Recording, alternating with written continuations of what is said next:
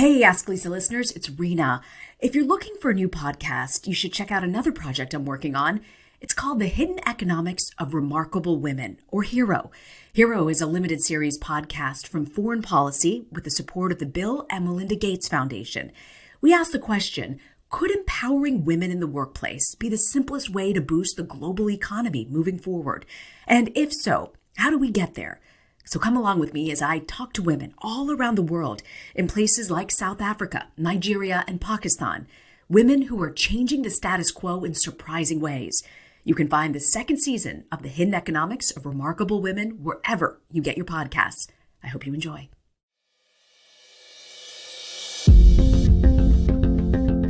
This is Ask Lisa, a podcast to help people understand the psychology of parenting. Psychologist Dr. Lisa Damour, author of 2 New York Times best-selling parenting books, takes your questions. And I'm co-host Reena Ninan, a journalist and mom of 2. Some of what we talk about comes from raising children ourselves. Most of the time, I'll be getting answers to your parenting questions. So send your questions to Ask Lisa at drlisadamour.com. Episode 74, My Son Messed Up. Can I Keep Him from Being Canceled? You know, I'm still going strong with this salad club. And can I tell you, it's really been wonderful where, everyone makes a salad and you have one day of the week and we rotate and you get these salads every week. It's really helped me with my control of craving sugar. It's like this impulse to constantly eat chocolate throughout this pandemic for me. Yeah.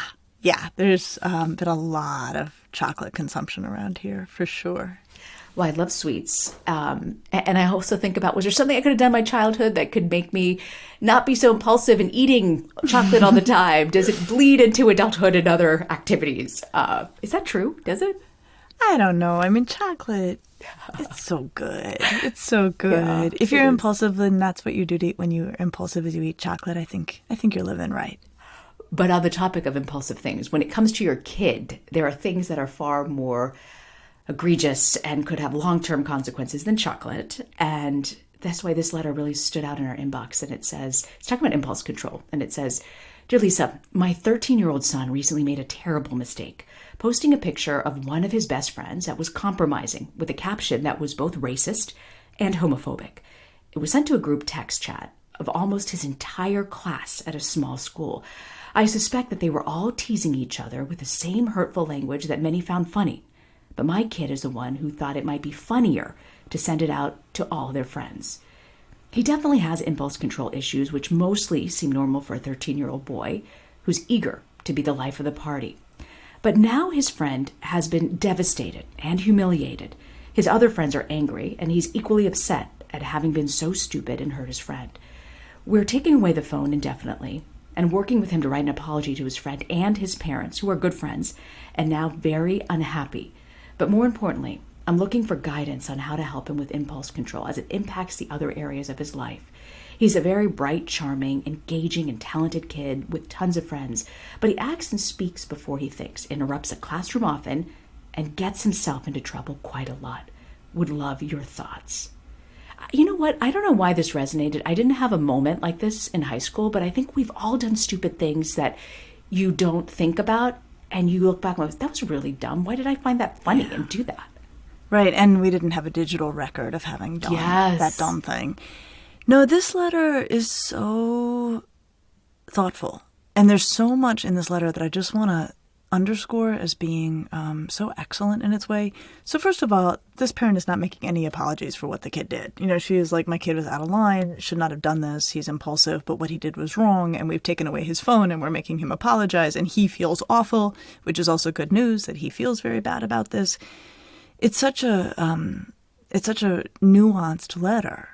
And, recognizing that this kid did something really destructive. And I mean, using racist and homophobic language is completely beyond the pale. And at the same time, impulsive kids do dumb things. Yeah. And what she suggests in this letter, and I've seen this, it's more about being provocative than anything else, right? And we have to address the racism and the homophobia because that's huge. But the driver may not be that this kid is a particularly, is not a bad kid, but, who feels horrible about what he did, is that he's very, very provocative and got himself in trouble and got out ahead of himself. Mm-hmm. What do you think the parent should say to this boy? There's so much going on in this letter here. Well, it's interesting. And so I just want to really focus on the racism and the homophobia. Okay.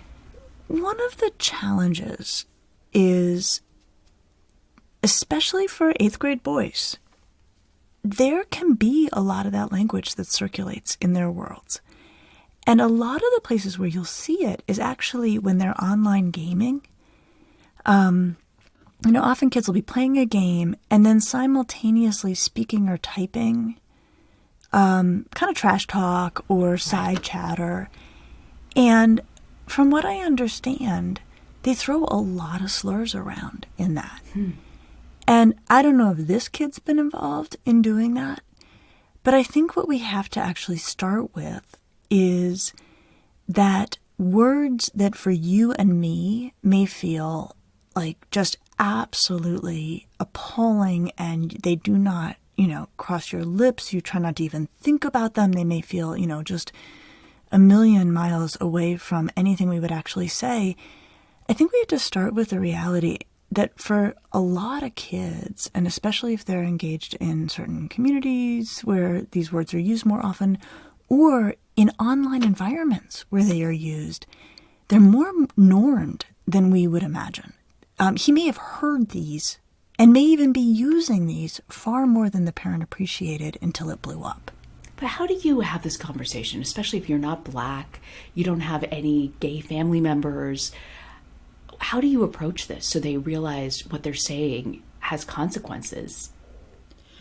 Well, I think you lay down an incredibly hard line. And I would have parents do this if they think their kids are exposed to these terms at all. And one of the things I think about so much, Reena, is like what gets normed, what gets heard, what gets said. And the way in which when we drop into environments where stuff that is inappropriate is happening a lot, it stops seeming so inappropriate. And that's what parents have to work against. So in my ideal world, every parent would say to every kid, unless they had some reason to think that it was totally unnecessary, you may never use a slur. You may never use somebody's identity as an insult, right? Whether it's their racial identity, their cultural identity, their sexual orientation, their gender, any of it. Anything that is an identifier as identity can never, ever, ever be used as an insult. And I would just hammer that. You can tell. Hammer it. So that's a place to start with this kid. I mean, he knows he messed up and he feels terrible and everybody's mad at him. Yeah. But that bigger piece, and then to really say, and I think, it may be that when you're online with kids gaming, they're doing this all the time. Right. Let me be clear. You may never use identity as an insult. So I think that part of why I'm so glad we're looking at this letter and thinking it through is every parent needs to say this to their kids. Yeah. It just has to be understood. And we can't assume that the dinner table conversations we're having are setting the norms for our kids about all conversations. I like how in this letter the parents have, it seems like they've checked off as much as they could to do the right things. They've made him write an apology. They've actually had a conversation with the parents of the kid, which, you've had so much guidance on when should you do it, when should you not. They've already taken that step. What can the boy do at this point to really fix this and feel like he's trying to right a wrong? Well, I think it should be treated as sort of a long and uncomfortable process, honestly. I think, and this parent is doing, she's well into a long and uncomfortable process, that the phone is gone, that he's had to write a letter, also I think to apologize to the parents of the kid. There's this question about, the broader peer group and how to make it right with the broader peer group. But the reason I say a long and uncomfortable process is when we screw up, if we have to do a lot of work to make it right, our chances of making that mistake again go down. And he messed up big. And so I think that I wouldn't, if I were the parent in this situation, I would not rush through the repair on this because there's a lot of damage. Wow. And I often think we want to get past this. So let's write the letter. Let's talk to the parents. Okay, let's check it off. Can we just move on? At some point, you want to kind of clear the deck and be like, we've dealt with this. We're moving on. But you're saying that just know that this could be a long haul. It could. But at the same time, Reena, as you say that, I also think there's not a benefit in this kid feeling like he can never recover from this. Right. I mean, which is the thing about being canceled. It's like, it's over. It's done. Like, you can't come back from this, which I hate about cancel culture. Right. And it's really tough. And, there's, a lot of thinking about cancel culture that's like, maybe there's people who really have a lot of room to grow and want to grow. And, Totally. Do we want to try to engage them? And certainly this boy, all indications, is in that camp. So I guess what I would say is, in addition to what they're doing, I would keep an open question about who else has been harmed and what else does he need to do to repair it, and they're underway with that. But I would, if he humiliated his friend in the eyes of the entire cohort, and he also then has made the cohort nervous about him, right? That's the other thing that happens is that then they're like, dude, if you're going to do that to your friend, what would you do to me if we're not so close? So I think without seeming to suffocate him in shame, which is not what we want to do, there needs to be an ongoing awareness that, real damage was done here. There are things he can do to repair it. But just because he apologizes doesn't mean that people are going to accept his apology. And they may need to see that he is able to get himself a little reined in, isn't saying provocative things of any kind, much less racist and homophobic provocative things. He may have to earn their trust back, and that may take time. We're going to take a quick break. I want to, on the other side of this break, get into sort of impulse control and things in this particular situation this kid can do to sort of fix the situation with parents as well. Reena and I have some fun news for users of Facebook. You can now subscribe and listen to the Ask Lisa podcast right on the Ask Lisa page of Facebook. Go there, click on podcast either on the mobile app or your desktop, and it will download for you every week, and you can join in a conversation with us and other listeners about each week's episode.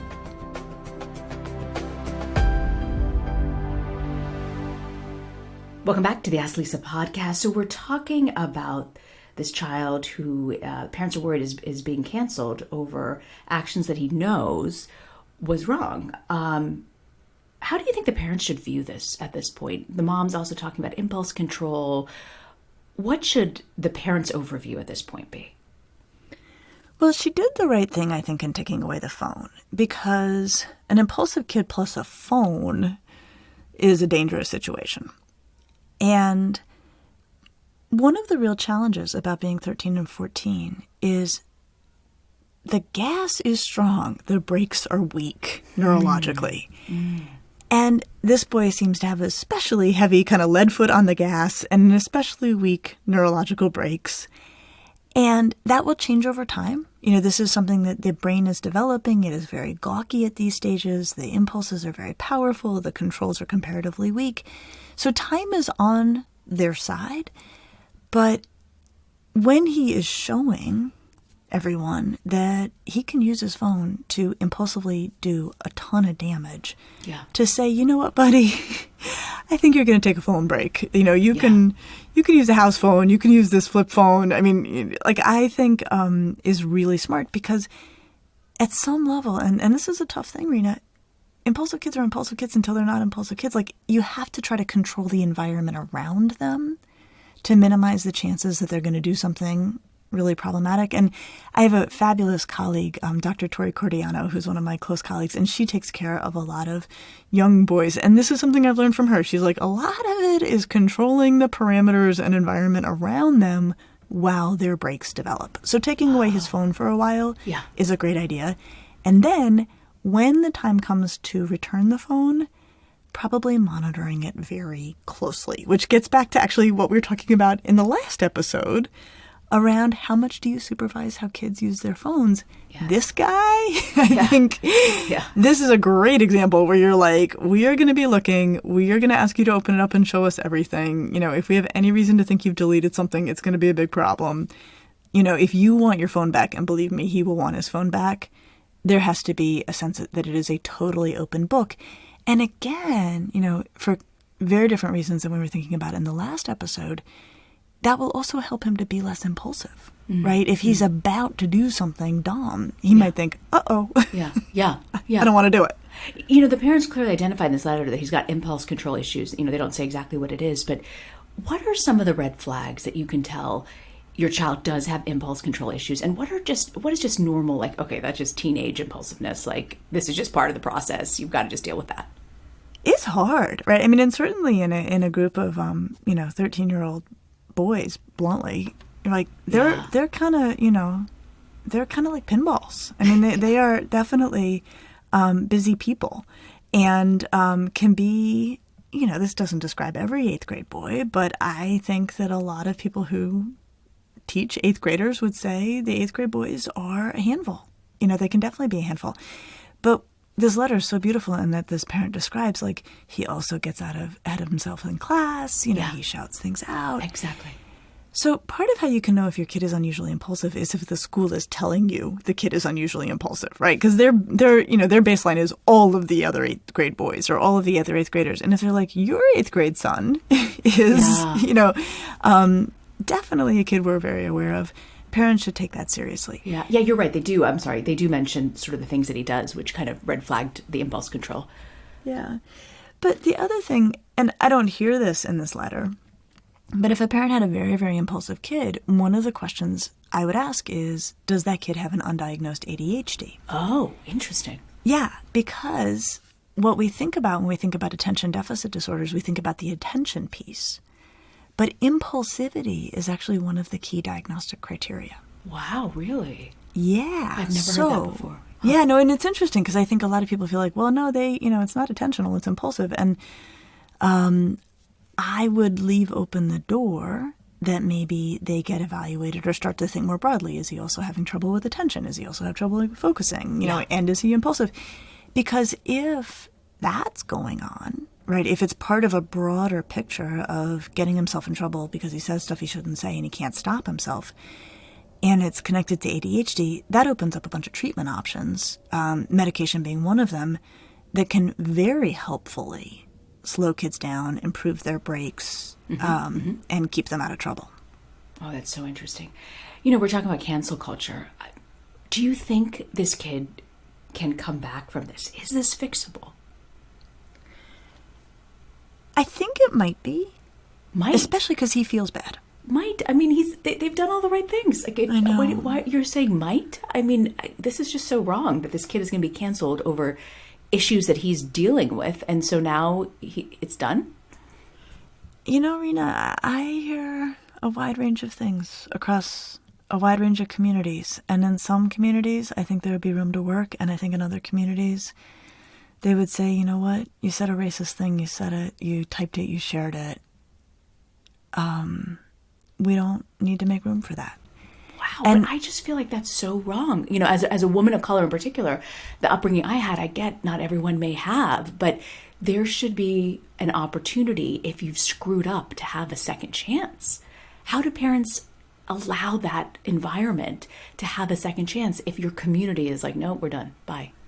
I think it's tough. I mean, I've seen people move schools over things like this. Wow. I mean, that's my honest answer just from what I've seen, is that this is not something that some communities will tolerate, even from an impulsive kid who's really sorry he did it, and who, we can't look in anyone's heart, we can only know what they've done, but who, you kind of think it was more about being provocative than being racist. And, yes. But I think it's tough. I think what he has going for him is that by this parent's description, he's actually a really likable kid. Yeah. And, I think the thing we forget about kids, they spend all day, every day together. And they know a lot about each other. And they have a lot more data than just this one thing he did. And so what we need to remember, and I think what this boy needs to focus on, and the parents need to remember, is these kids have, data point upon data point about this kid if they've all been together for a very long time in a small class. Now, what he did is this giant, awful data point that, weighs very heavily in all of this. But let's say the community is willing to forgive and he can manage himself better and he can own that he has no room now. I mean, I think that's actually the real issue here is if he wants to repair this, he has no room to do anything in this neighborhood ever. I think one of my favorite phrases I've heard from a principal of a school said to a kid, once is a mistake, twice is a pattern. Oh, wow. And if people are going to forgive this kid, it would be because he did it once, apologized, owned it, did not expect immediate redemption, and did nothing like it subsequently. I think if you take away any one of those factors, it's going to be hard for him to come back from this. Wow. Yeah, I got to tell you, you always approach these topics and surprise me. I was not expecting you to be this honest and brutal and just looking at everything. But it's interesting. Don't expect automatic redemption. No. And I expected you to say, here's the plan for automatic redemption. Yeah, I don't think that's realistic. And the other thing is, Reena, these kids have a lot more data on this kid probably than the parents do. Oh, interesting. And it could break either way, and this is something I can just say from, raising kids and being around kids. By the time adults hear about it, it's a big deal. Something significant has happened. But just think about, these kids are together all day, every day. And so they may be more forgiving of him because they can put it in a broader context where they're like, look, dude, we know your heart's in the right place. We also know you can be provocative and dumb, and you decided to do it in this particular way. Or they could be like, you know what? We've been hearing this kid drop subtler versions of this for a long time. And this was the big, one that rose to the level of adults and blew up. But they may be more aware of a pattern than the grown-ups would ever be. We have no idea. So of course I'm pulling for it to be the first one, right? Yes, and of course the parent who's writing this thinks it's the first one, and I hope they're right. I really hope they're right. Yeah. But trying to engineer the social dynamics of a pack of 8th graders is probably the most impossible thing you could try to do. Wow. And I think parents and adults need to be pretty humble about that. Give kids every chance and every opportunity to make it right, but not get too out ahead of themselves thinking they know the whole story. Mm. Wow, this was heavy. And I'm really rooting for this family because I think they've instinctively done so many of the right things that are hard for parents to do. First off, they acknowledge that they need help. And then second, they've taken a lot of action. So I'm really rooting that this kid and this family will help turn this around because there's got to be room for teachable moments. Yep. That's good. What do you have for us, Lisa, for parenting to go? Reena, one of the terms that came up quite a bit in this episode was cancellation or cancel culture. And, that's become a very loaded term among us. And what I think it can cause us to lose sight of is what this boy is really facing is consequences for his actions, right? I don't know if he's canceled or not, but he's definitely going to have to work through what he has done. And, the reality is that people make choices and choices have consequences. This boy may lose some friends. And I think we want to think about those consequences, help him grapple with those consequences, hopefully help him learn and grow through those consequences. But I think if we call everything cancel culture, we lose sight of all the growth and learning that really is available to kids and to grown-ups when they make comments that they can learn from and grow from. That's important, that growth and understanding. And sometimes that comes from very painful mistakes. Yes, indeed. And next week, speaking of pain, we're going to talk about grief and how to help our kids through it. I'll see you next week. I'll see you next week.